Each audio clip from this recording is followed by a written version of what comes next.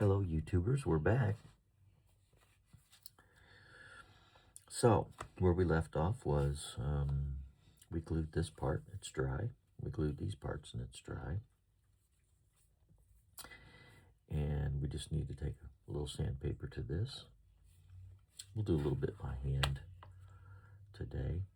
So, stand by.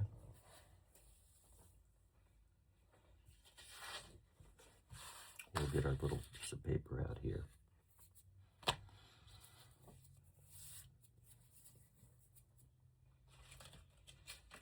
We'll get the sanding on this.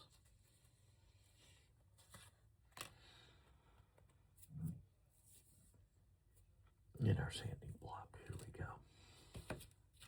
Yeah, because we just need to take off a little bit on this. This is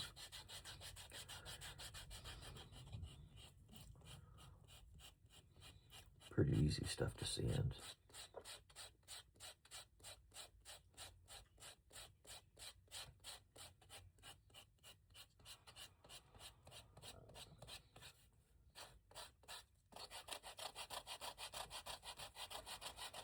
Not too bad.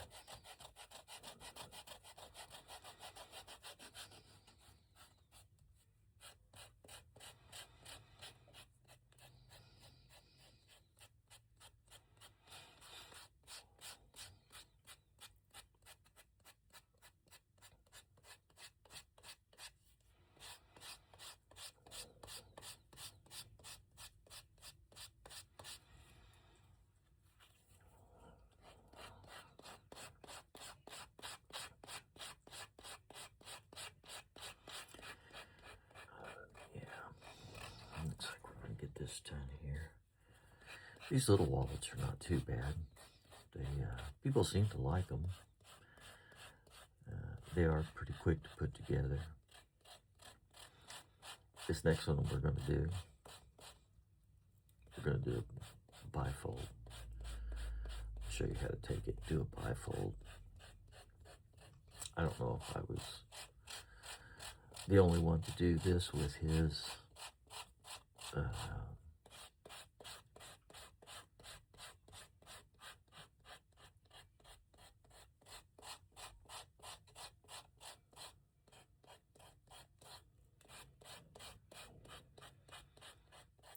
group of wallet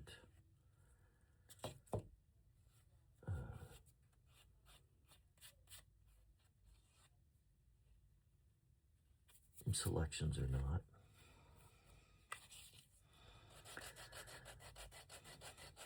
You know, I didn't design these. I bought, I think it was 80 to 100 wallets that was in the design package, and they were specifically designed by a co-leather worker. He's got a computer that's got all the software, something that I didn't or haven't invested in, which is something that I guess if you're really going to want to make your own wallets more than anything, you want to make a lot of different wallets, would be the way to go. Get you some software, get you a computer, design your own, print them out. Of course, design can be quite time consuming too, so yeah, you'll put in the research and development, but most wallets go together the same. There's not too much difference in them. The only difference is the type of leather you use and how you do your design for your stencil. And so these stencils that I bought off him, you know, he designed some time ago and he just decided to sell them in bulk. And so he could make a, decent piece, but put them out pretty inexpensive. And it was good for leather guys like me because, for years I just pretty much made,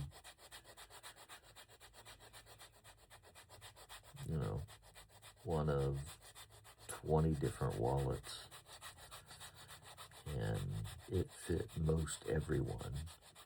Excuse me. And so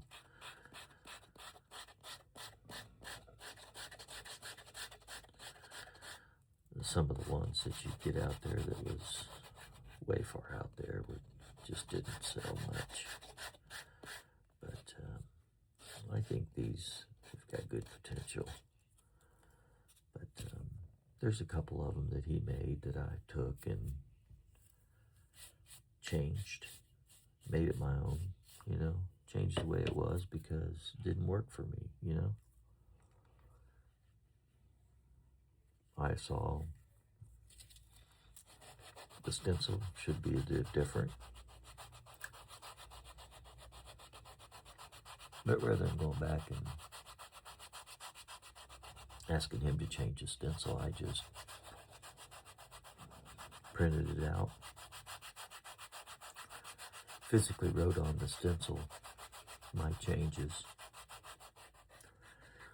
and that way when I go to build it, I have most of the stencils in a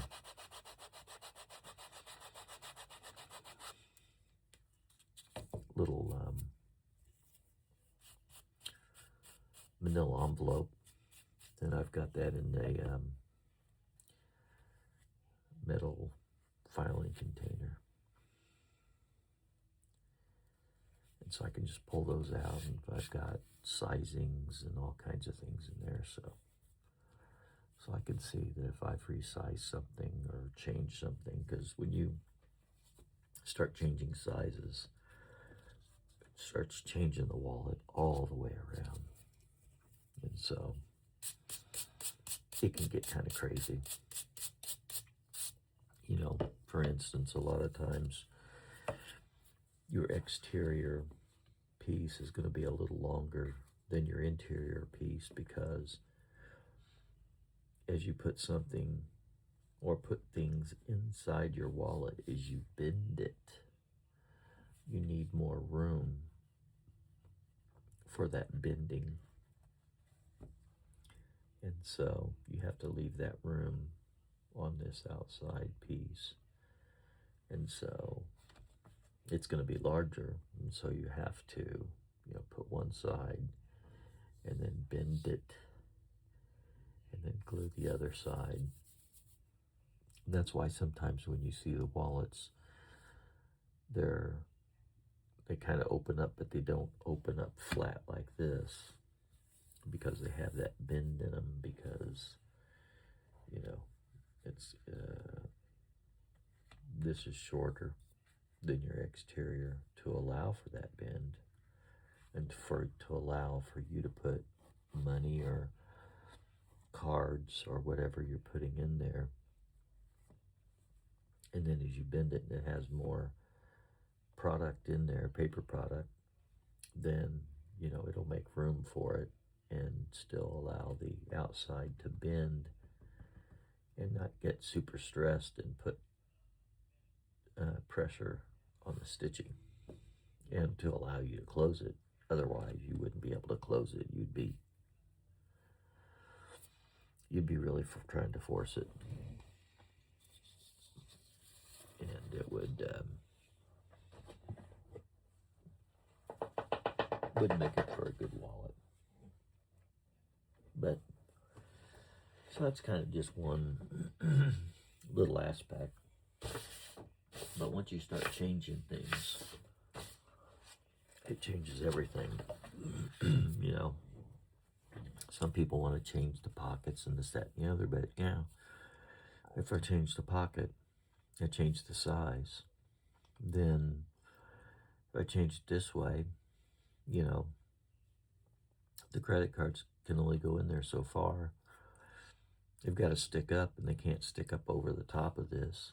So, you can only shorten it so far, and you can only put it so far down. And once you start changing that, then you'd have to start changing the back piece that it fits onto, and then the back piece that it fits onto. If you're changing it, then you may have to change the exterior, and then so on and so forth. And before you know it, you're redesigning the entire wallet. And so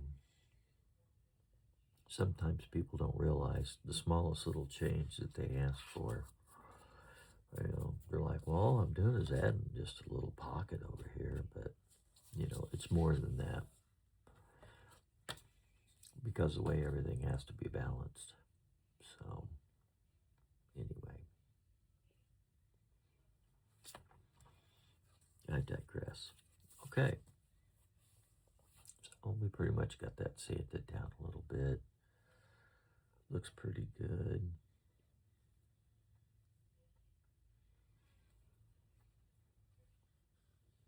These edges look pretty good.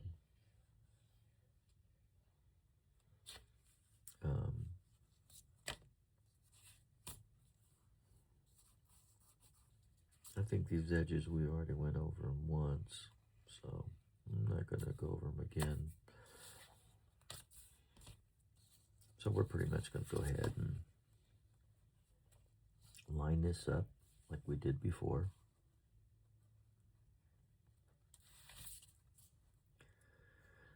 Lay this critter down and get our pencil and mark this top area. And then mark this bottom area here.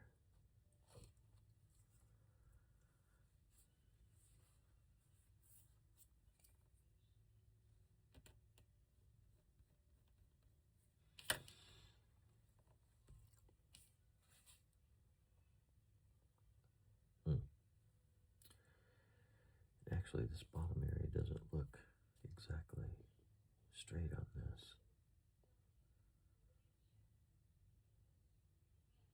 Looks like it's a little high on this side. So we'll try and sometimes you can kind of bend this around and check it this way too. Just kind of fold this, kind of give it a little check, see if it all folds together. Yeah, it looks like it's pretty good shape.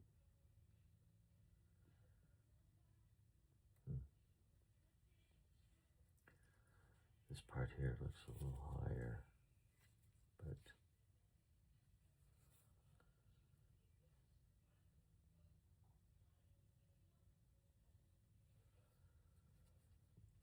see what that looks like there. I'm leaving that up. Come back here and look at this.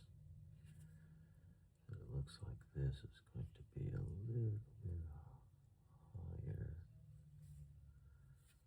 than that piece, but just a tad. So looks like I found it's just a nib too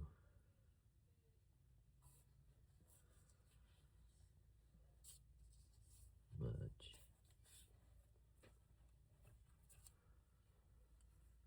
Not too bad.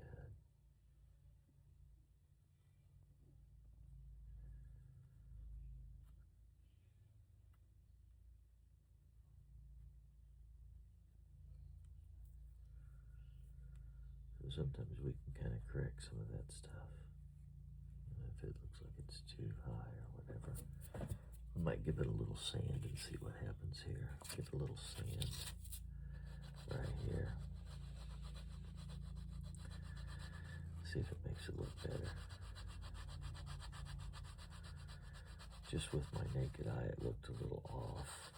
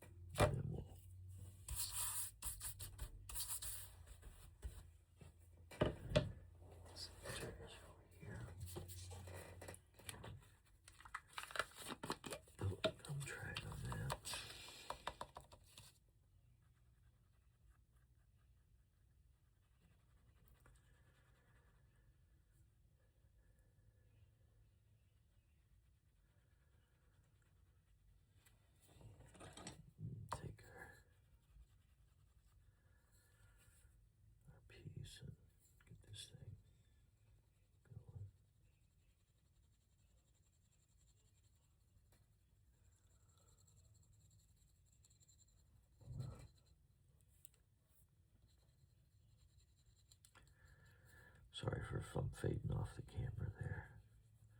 I try not doing that, but sometimes I get so used to looking at this stuff up close and holding it close to my body when I'm looking at it.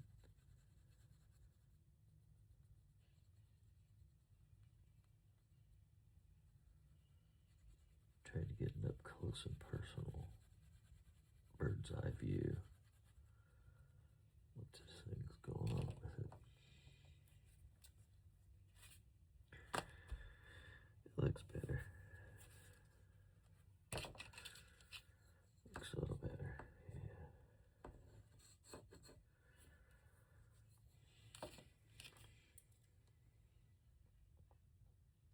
Yeah, we can go with that. It looks much better. Much better.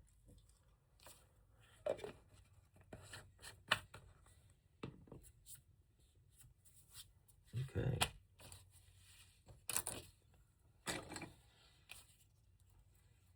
So we got our marks.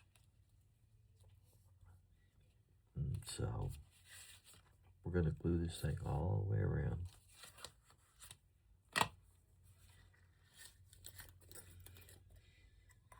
Just like we did the other one. Taking it in little chunks like that, I think is the best way to do it. Because then it's easier to manage. And you don't have this thing flopping all around everywhere. And then getting stuck to the glue. And then you're over here lining this stuff up. And you get it all lined up and everything. And you go to put it on and you got part of your wallet stuck to the glue over here. And it already started drying and you're trying to pull it off. And what could be really bad is if the front of the wallet gets hooked on anything that has glue on it. Now you've done ruined your project. So it's best to just do little bits at a time, my opinion. And then just take your time. That's the whole thing. I know when I first started doing this business, I was so interested. I'm like, oh, I want to see what this looks like. I want to see. And, you know, if you don't have patience, it's not going to come out right. Because, or if you think you got patience and you're waiting, but you felt like you've waited too long, and you're trying to rush something, inevitably it's not going to come out right. So you're better off just taking your time and doing it right. That way, you know that when you get to it, it's going to look good. And you want your project to look good. Nobody wants their project to look bad.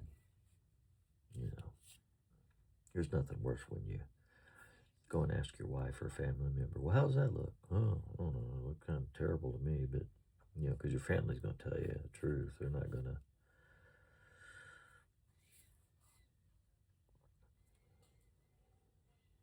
they're going to be more critical of you than anybody else.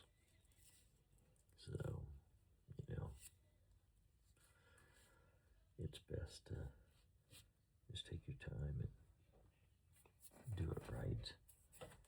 Always have you something to wipe your hands off on. Especially when you get some glue on your hands, because you're going to get glue on there.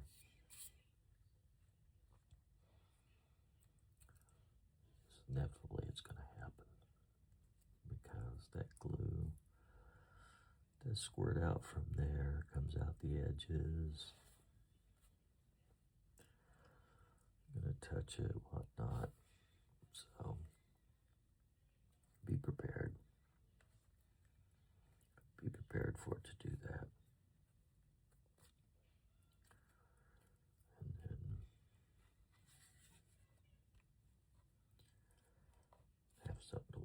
I just use old t-shirts.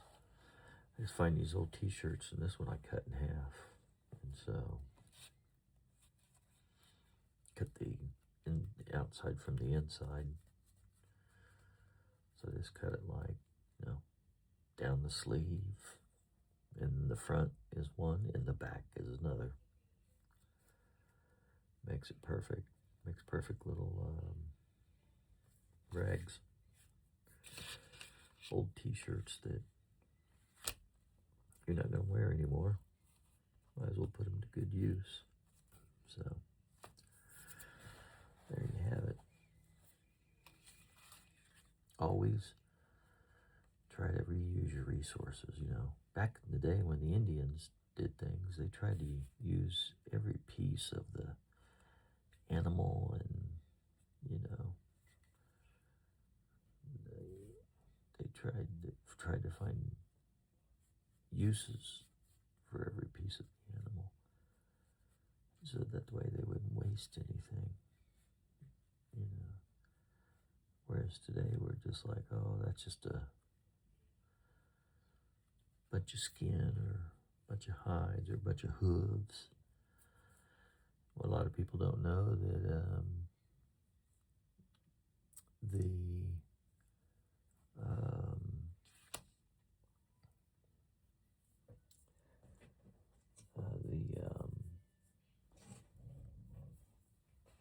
what's it called? The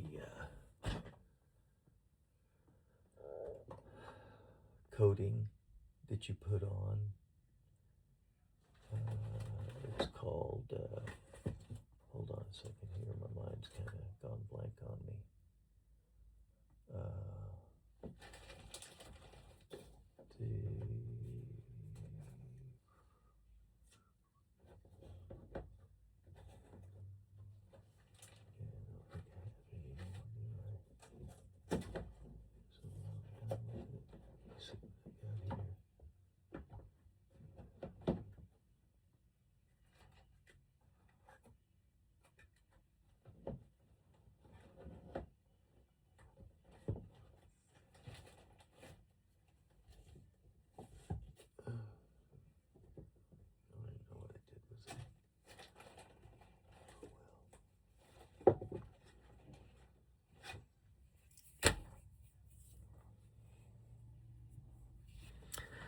Sorry about that. I can't think of the name of it anymore. Anyway, there's an oil, Neatfoot oil, for Pete's sakes, Neatfoot's oil.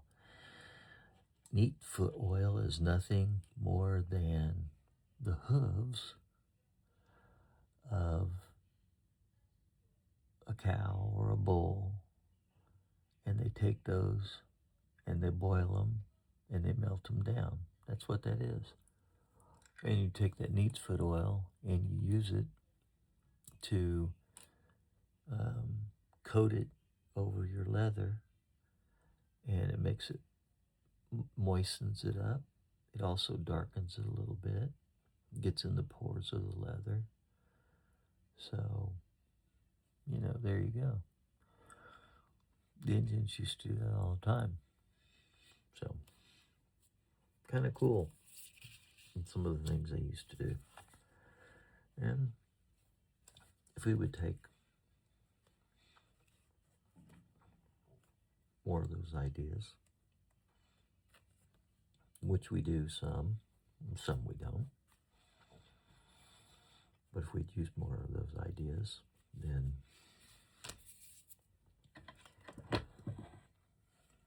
we would be a lot better off.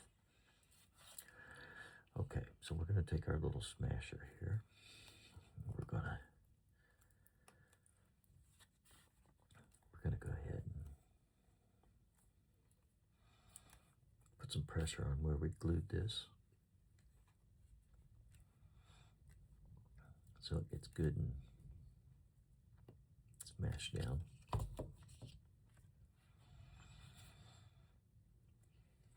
And then it'll dry properly.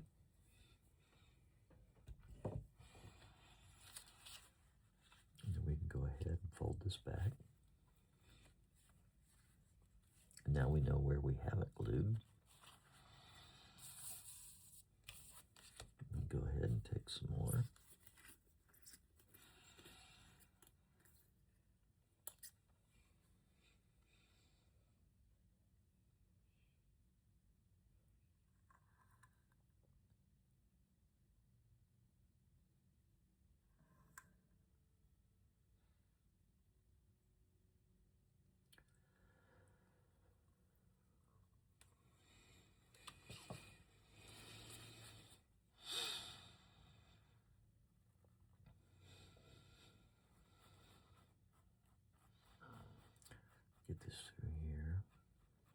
Sorry about that. My nose is wheezing a little bit.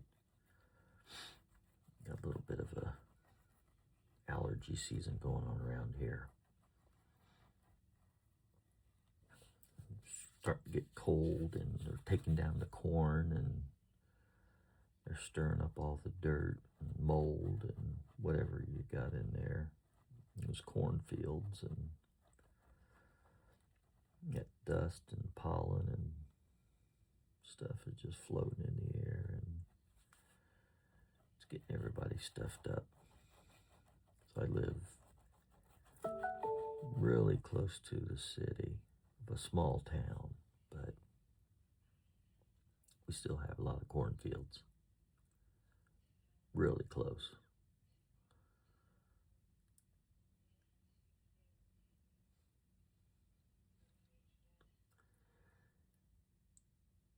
We drive through them all the time. So unfortunately we get that stuff pulled into our cars and onto our clothes and everything else, and then we breathe it. And the next thing you know, we've get an allergy. We've got to take a little allergy medicine and spray our nose and things so we don't get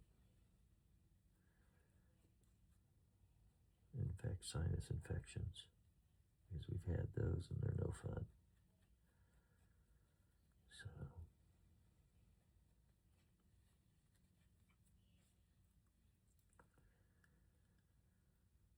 all right, so just gonna add this side. Once we add this side, this is pretty much going to finish this wallet up. All we're going to need to do after this is marry that up. And then off camera, I'm going to stitch it. Go ahead and stitch everything. And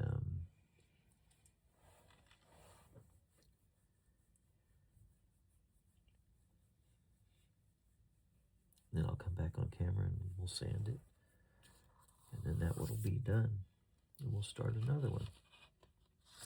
And the next one we're going to do is I'm going to show you how to take this design and make a billfold, because these are small, but they're big enough to hold the dollar bill. And I'll show you.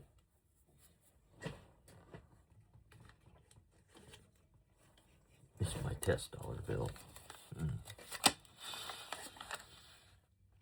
You see, that dollar bill will fit right in there. No problems. From edge to edge, including the stitching. And height-wise, no problem. So we could take these bills and put in the top there. Got a little glue on that.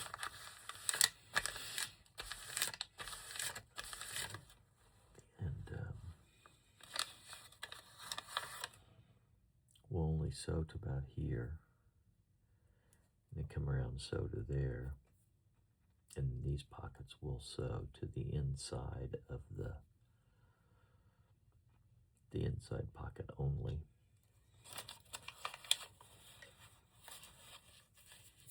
And it'll allow us to open it up and tuck money in there. So we'll basically, we're modifying this design. I've done it before. It comes out pretty well. It looks pretty cool.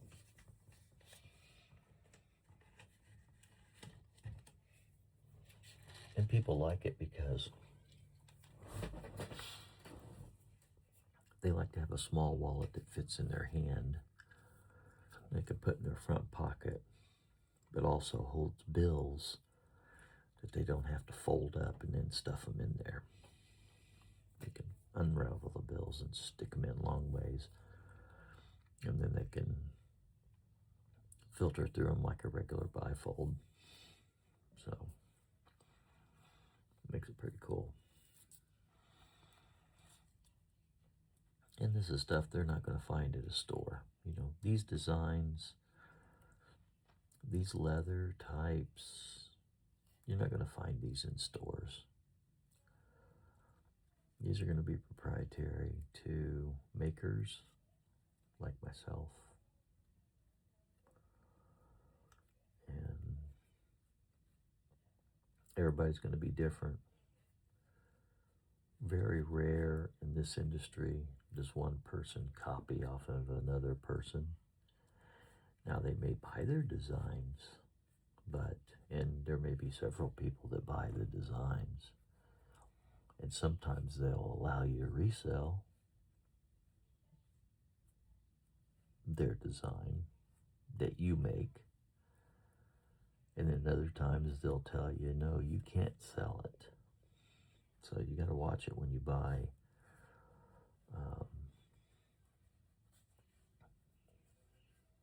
different stencils, because they may come with some verbiage that says that you can't make it and sell it to someone else. So, and if they've got it trademarked, then that's what they said when they sent it to you. It'll hold up in court, so it could take you to court. And so it's a good idea just to follow the rules. Know what you're getting into before you get into it. Know what the ins and outs are of what you're buying. That way, you're fully prepared and you know what's going on. So there we go. We got her all sandwiched in there. We'll let that dry before we sandwich that in. But what we'll do, we pretty much already sanded this. It looks pretty good.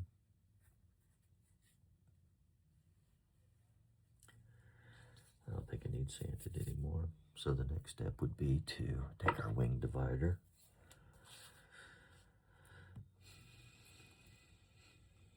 and put on this, and we're gonna go all the way around this critter.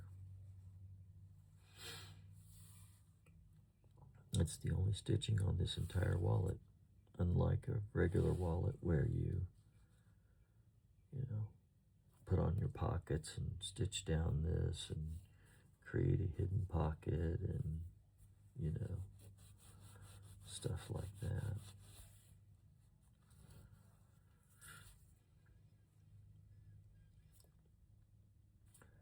This one here, it's just everything stacks up. You glue it, you level it,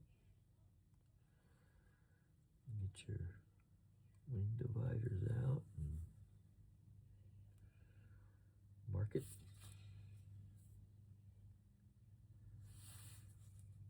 And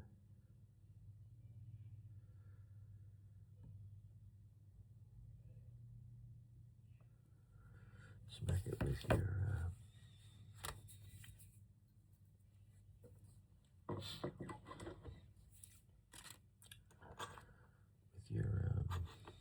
diamond chisels. So here's our diamond chisels. They call them diamond chisels because they're shaped like a diamond. And that's what gives you that when you're sewing. That's what gives you that.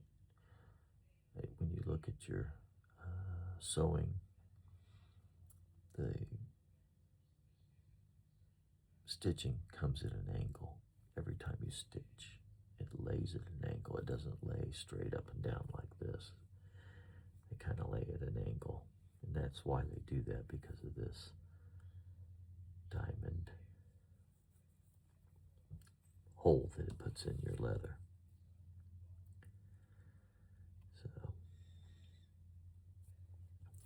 So we'd normally do hand pressure here, but since I have a lot of osteoporosis, we're just going to lightly tap those like that. And this just gives us a good idea of what this is going to look like. So if we need to make any changes before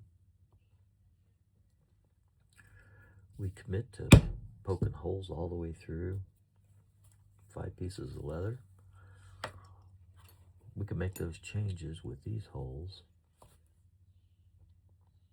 and it wouldn't be that big a deal. You wouldn't see it. It wouldn't affect the leather.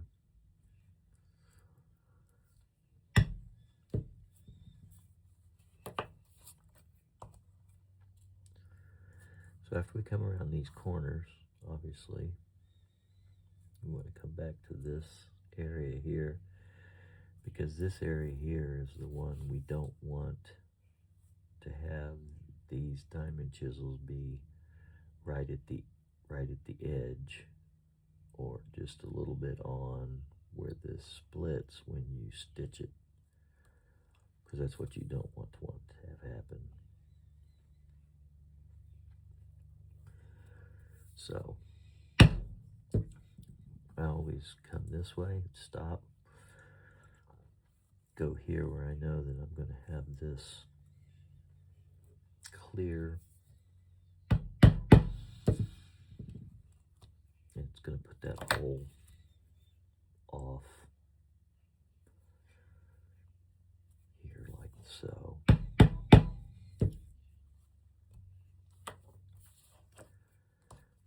And then we will start from this hole, or we could start with that hole and this hole, get that back on the line, and put our marks there.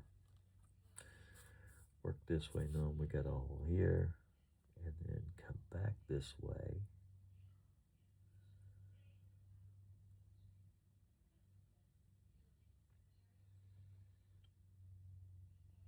And know we're going to, it's not going to run into this hole. And this is what we call a short. So if you see the distance between here and here, and here and here, and you can see these distances, but then if you look at this distance, it looks short, because it is. So it's what we call a short, and that's where we want to put our short. Sometimes you have a short or a long. So for instance, let's say we were coming this way, and if we,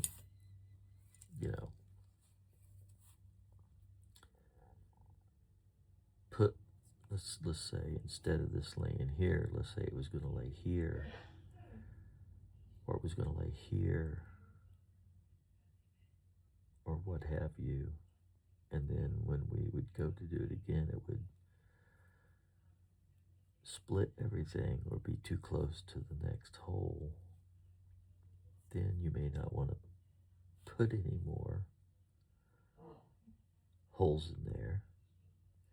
And so if you omit it, like if this hole was really like right here, instead of putting that hole there, you may omit it, but then between here and here would be a little longer than between here and here and here and here and here and there and there and there. And so if that happened, you would call that a long. So you have short and long stitchings. So in this case, we came around the corner, then we made sure that we were going to split this leather seam okay, went this way, and then when we put our last hole in there, right there, and this is the hole that this one ended up in after coming all the way around. We certainly don't want to do that, because then you'd make this hole extra big. So we just leave that alone and call that a short. And when you stitch that short in there, you're pretty much not going to know it. When you stitch that in there, if you didn't tell the person that buys that wallet, they'd never know that that's in there. Only a trained eye would really pick that out, believe it or not. And sometimes not even then, because it's going to blend in. It's going to blend in really well. And that's where you want to have your shorts or longs. You want to have them here or here. These two areas are the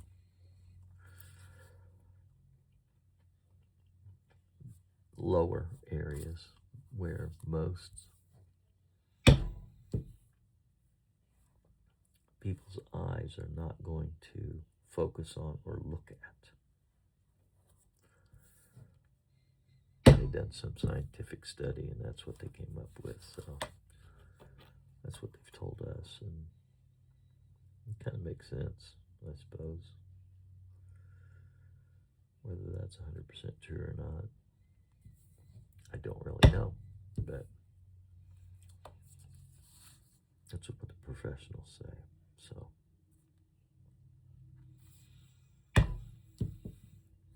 I'll take them at what their word is.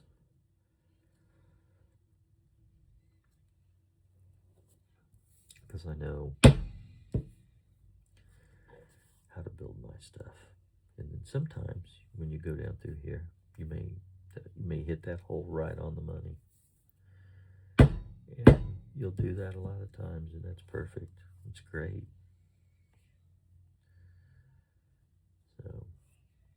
So by just putting a little bit of pressure on here, what they call hand pressure, or just a very, very light bump, you're able to see how this looks. Now see, look here. This hole's going to line up in there. That hole, this one's going to line up in those perfectly, and you're going to put a new hole right there. It's going to be perfect. So we'll just go ahead and line those up.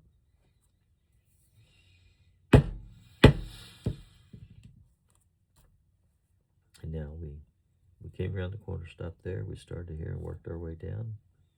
And on this section here, it worked out just fine. So now we just keep going. So we know that's where our old hole's going to be. We just go ahead and, whoops, sorry about that.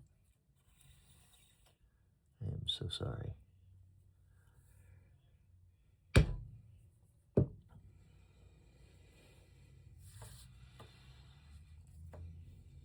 may try and edit that out, I don't know. Then again, I may just leave it in there, I don't know. Depends on how disturbing it is. I'll check it out and see. Anyway, come around there, start back this way. Work your way back to where your hole was, last hole was.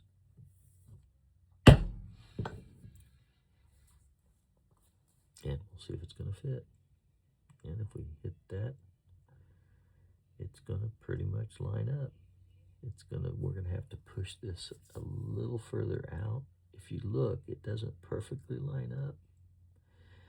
But if we make these line up on their holes, and we make that a new hole, this tooth will fall down into that hole, make it just a tad bit bigger. So what we do is we put this down in there, and pull back on that a little bit. And go ahead and pop the hole in there. And so it'll be a little short. Not too bad. Not too bad. We got a little short right there. So yeah, next time you get to buy something with leather, see how many short and long stitching holes, because they will have them. It always doesn't come out perfect, even when you're using machines. Yeah, machines, they can hide a lot of stuff with, but unfortunately they can't hide that. So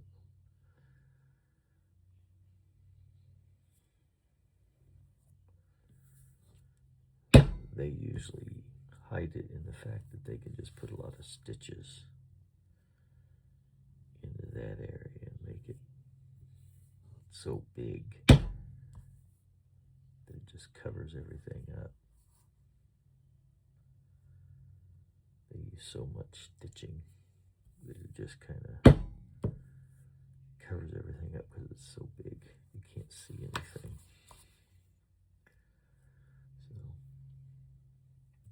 that's how that works. And so yeah, right here would be the next hole from here. This would be this hole here. So we'll punch that hole in there like so. Okay. And there's going to be a short right there. So we'll have 3 shorts in the wallet. But if I didn't tell you where those were, by looking at that, you may not even pick them out, especially once I stitch it. It'll be really hard to see what is a long and a short, since they're not too close or far apart. Sometimes if they're really far apart, then the stitch looks like it's really long. And if it's too close together, I mean, it pretty much looks like it goes right down, sinks down. And sometimes it'll pull the stitch down. And sometimes even underneath the skin area, or the area where the skin has puffed up a little bit, it'll pull that down under there, and then doesn't even look like it's been stitched. It's crazy how all that works. Or at least you can't see that stitch, let's put it that way, because it sucks it down in there.